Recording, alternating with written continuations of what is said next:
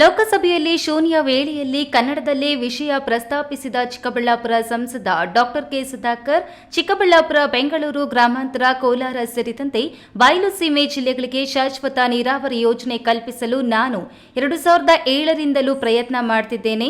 ಈ ಹಿಂದೆ ಬಿಜೆಪಿ ಸರ್ಕಾರ ಅಧಿಕಾರದಲ್ಲಿ ಇದ್ದಾಗ ಈ ಭಾಗಕ್ಕೆ ಕೆಸಿ ವ್ಯಾಲಿ ಮತ್ತು ಎಚ್ಎನ್ ವ್ಯಾಲಿ ಯೋಜನೆಗಳಲ್ಲಿ 3ನೇ ಹಂತದಲ್ಲಿ ಸಂಸ್ಕರಣೆ ಮಾಡಿದ ನೀರನ್ನು ಹರಿಸುವ ಯೋಜನೆಯನ್ನ ಬಜೆಟ್ನಲ್ಲಿ ಘೋಷಣೆ ಮಾಡಲಾಗಿತ್ತು.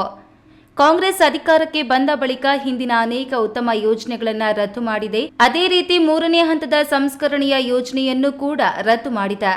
ಬಯಲು ಸೀಮೆಗೆ ಈಗಾಗಲೇ ಪೂರೈಕೆಯಾಗುತ್ತಿರುವ ದ್ವಿತೀಯ ಹಂತದ ಸಂಸ್ಕರಣೆಯ ನೀರನ್ನು ಕೆಲವು ಸಂಸ್ಥೆಗಳು ಪರೀಕ್ಷೆ ಮಾಡಿದ್ದು, 2 ಹಂತದಲ್ಲಿ ಸಂಸ್ಕರಿಸಿದ ನೀರು ಜನರ ಆರೋಗ್ಯದ ಮೇಲೆ ದುಷ್ಪರಿಣಾಮ ಬೀರುತ್ತಿದೆ ಎಂದು ವರದಿ ನೀಡಿವೆ.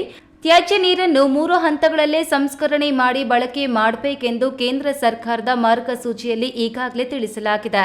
ಮೊದಲಿಗೆ ಈ ನಿಯಮವನ್ನು ಕರ್ನಾಟಕ ಸರ್ಕಾರ ಅನುಷ್ಠಾನ ಮಾಡಬೇಕಿದೆ. ಜೊತೆಗೆ ಎತ್ತಿನಹೊಳೆ ಯೋಜನೆಯ ಕಾಮಗಾರಿಯನ್ನು ಶೀಘ್ರ ಪೂರ್ಣಗೊಳಿಸಬೇಕು. ಶಾಶ್ವತ ನೀರಾವರಿ ಕಲ್ಪಿಸಲು ಕೃಷ್ಣಾ ನದಿಯಿಂದ ಕನಿಷ್ಠ 15 ಟಿಎಂಸಿ ನೀರನ್ನು ತಂದು ಬಯಲು ಸೀಮೆಗೆ ನೀಡಲು ಕ್ರಮ ವಹಿಸಬೇಕು ಎಂದು ಆಗ್ರಹಿಸಿದರು. ಮಾನ್ಯ ಅಧ್ಯಕ್ಷರೇ, ಅವಕಾಶಕ್ಕಾಗಿ ಧನ್ಯವಾದಗಳು. ನಾನು 2007ರಿಂದ ಕೂಡ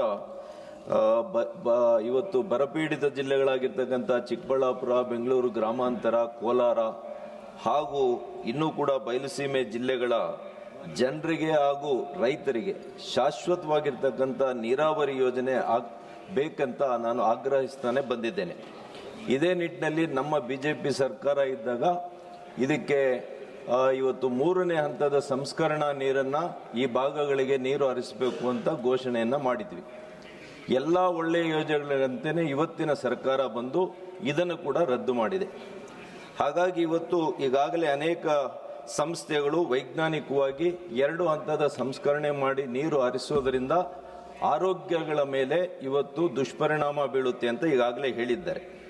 ಹಾಗಾಗಿ ನಾನು 3 ವಿಷಯಗಳನ್ನು ಇವತ್ತು ಪ್ರಸ್ತಾಪ ಮಾಡ್ತೇನೆ. ವೈಜ್ಞಾನಿಕವಾಗಿ ಇವತ್ತಾಗಲೇ ಕೇಂದ್ರ ಸರ್ಕಾರ ಮಾರ್ಗಸೂಚಿಯನ್ನು ರೂಪಿಸಿದ್ದಾರೆ.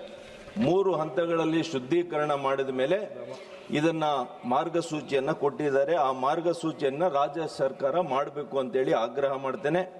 ಅದೇ ರೀತಿ ಎತ್ತಿನಹೊಳೆ ಕಾಮಗಾರಿಯನ್ನು ಆದಷ್ಟು ಬೇಗ ಮುಗಿಸಬೇಕು ಅಂತ ಹೇಳ್ತೇನೆ. 3ನೇ ಪರಿಹಾರ, ಕೃಷ್ಣಾ ನದಿಯ ನೀರನ್ನು ಹಂಚಿಕೆ ಮಾಡಿ ಕನಿಷ್ಠ 15 ಟಿಎಂಸಿಗಳನ್ನು ಈ ಭಾಗದ ಜನರಿಗೆ ನೀರನ್ನು ಕೊಟ್ಟು ಇವತ್ತು ಕಾಪಾಡಬೇಕು ಅಂತೇಳಿ ಆಗ್ರಹವನ್ನು ಮಾಡ್ತೇನೆ. ಧನ್ಯವಾದಗಳು. KS Narayanaswamy, A news TV, Chikkaballapur.